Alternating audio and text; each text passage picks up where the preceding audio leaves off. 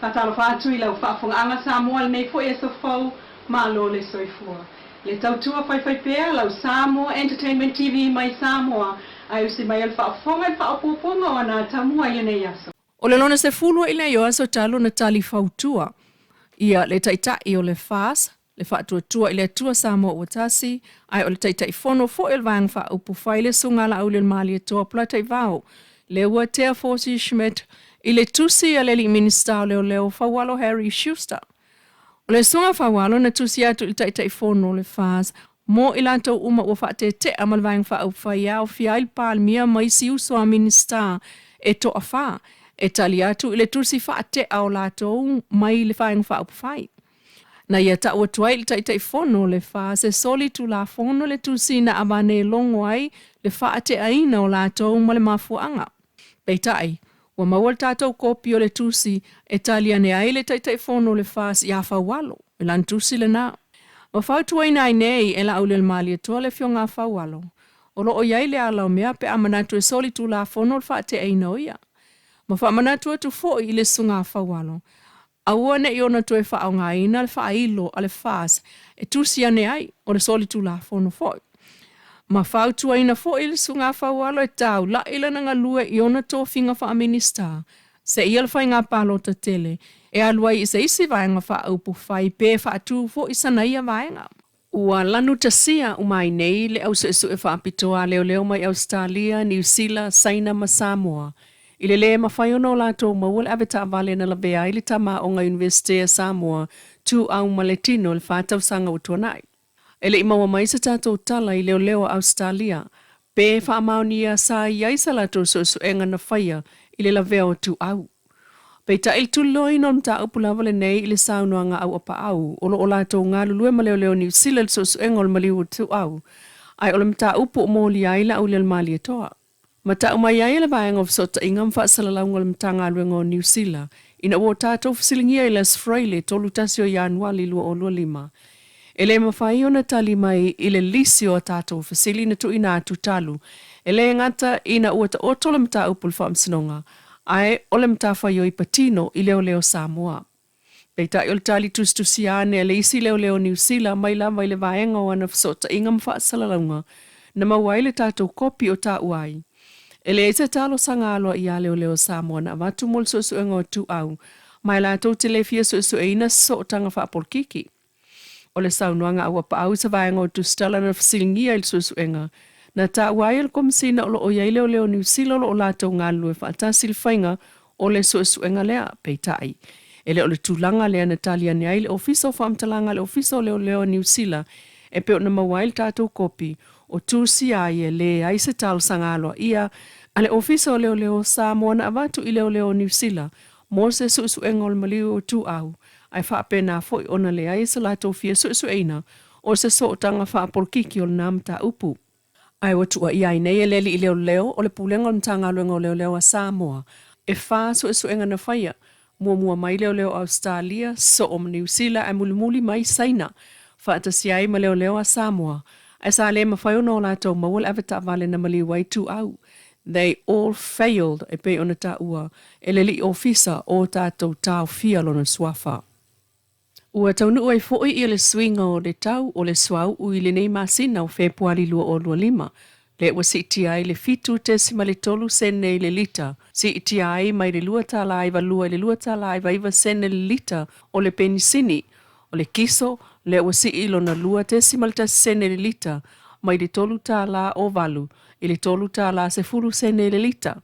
Peitai o karasini lea ua pa u le tasi tesima le lua sene le lita.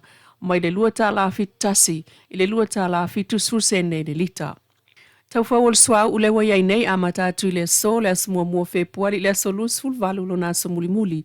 O le pensini e lua tala iva le lita, o le kiso e tolu tala susene le lita, ma le kalasini e lua tala fitu susene i le lita. Tala tuli loa o lo o whautua ina la vale tunuu o le soli tu la fono o lo tau mawhai e whaalafi se pangota. O sa ilia e leo. E peo leli o lau i titi tuali ma leo sili al vai aso talo na sola i tua mai tānu malala. Wanga i atu sa ili ngā leo i le tu maloa ana i tua fale atium sa te puala e peo nta ual komsina i tātou pa anga.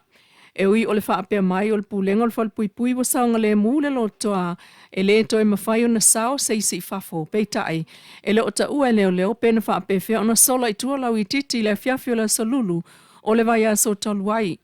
O ke topa lua fesfulu iwan whaamawina ai foi le toe maua atu i tonu lau i titi matao fia mai ai lava. O lo tuli lona whaasalanga lua se fulu tausanga i le whaamalo steine na a fia ili tamai taipalangi mai Australia e ese mai e isi molianga malona ia foi taimi. Ai o talasanga ina lau tele moni whaamtalanga e mawai le alii mai le na ole pauai leo le pango ta sola i tua o lo sa ili ai leo.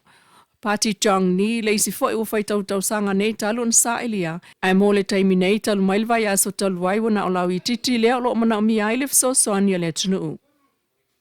Inisi o tala tuli lo tau fia pia i lalo vai ngā leo le li fai pisini se saina i moli angol tamu fai e whao o leo ti. I se matai mai le tu malo sa le ngai sawa i le li leo. Sa tali atu i le wala au fso soani mai le fale o loa isi sengal fai ungol vai aso talu wai. I na ua whao o lima le saina i se teine a sia sa ngalue ai. O le wha le tonu sa tātou mō le mawina ai le tāo fia o le leo le whalma im totua. Mai ua wha solo ina manui ai le umane ai o na awa ese le pulu sa mau le itua ngā wale o lona ua i lalo i fol talinga sa i tulau. Mai le tātou paanga le ofisa o leo wa mō lia le saina i le umio le au penga mtautia. Tau mawhai e whaau o le maliu umio le au penga wha soli tu la fono. E le whaatanga ina i Samoa ma le umio le whana sfululua. E le sela i sene, o ta ua fo el tātou paanga o le saina lea o loo iai lona tusi sai, i mata upu tau i lona ainga. Sa tau mawhai iai leo i le tele o taimi ma le awa uli o le aso lava le antu po el wha le tonu, e serve atu iai le tusi.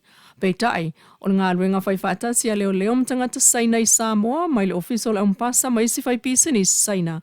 E ala i fetu una inga wha malienga, sa lea iai se soifua e mau, ina wa avatu e le saina lona to alua e whai mauna tali pupuni. O le aso sfultasi o Februari, e tu la iai le saina whai pisanisi le whaamsinonga mo le taimi mua, mai lo ai le aso lona whaamsinonga.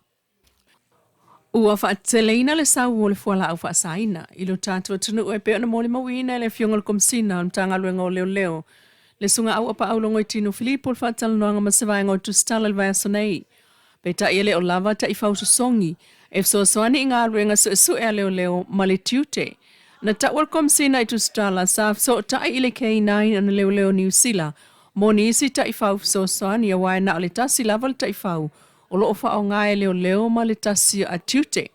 Ai o le malaiwa alele i whaleolo, malaiwa alele i whangalii, o le wafu i matautu, o le wafu i mulfanua ma le wafu i sa le lolonga. Peta e na o le lua ta i whau songi o lo whao ngai ngā ruenga sue. E whainga tai ta i whau, e tau foi o na malolo ma o tala sangai nai, le K9 na New Zealand, mosef sosoni pe on sao nuol komsina. Ele oilo le taimine ni ngoa e whaai ngoa ai mata ngā ruenga whau e whanau mai le mata ngā ruenga o tutem tupe maua. O sauna ngā le fionga le sui palemi o le minsta o tutem tupe maua tuala Josefo Bonifacio.